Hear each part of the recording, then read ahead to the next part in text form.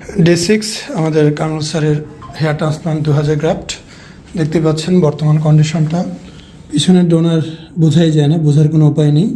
এখান থেকে চুল তোলা হয়েছে, আমি খুব ক্লোজ থেকে দেখাচ্ছি, কোনো বোঝার উপায় নেই, চুল তোলা হয়েছে। আর সামনের যে অবস্থাটা সেটা দেখেন, এখানে হচ্ছে চর্বি এবং স্কিন লেগে আছে, এখনও ওয়াশ করেনি, 7 দিন হলে ওয়াশ করবে।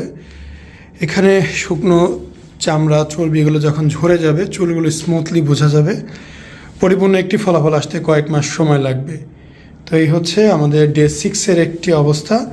আমরা ডে 7, 8, 9 এইভাবে আমরা যতদিন পারি আপনাদেরকে দেখানোর চেষ্টা করব পার ডে কেমন হচ্ছে। তো সবাইকে অনেক অনেক ধন্যবাদ। জি, আসসালামু আলাইকুম। আশা করি সবাই ভালো আছেন। আমি হেয়ার ট্রান্সপ্লান্ট করেছি, এই তো আজকে 6ষ্ঠ দিন।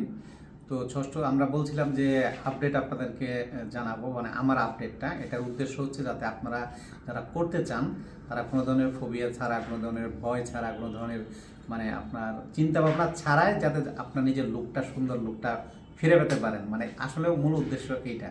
কারণ আমাদের কাছে অনেকে প্রশ্ন করে, অনেকে আসে বিভিন্ন ধরনের কোয়েশ্চেন করে যে এটা করলে কি হবে, কেমন হবে, কোনো সমস্যা হবে কিনা।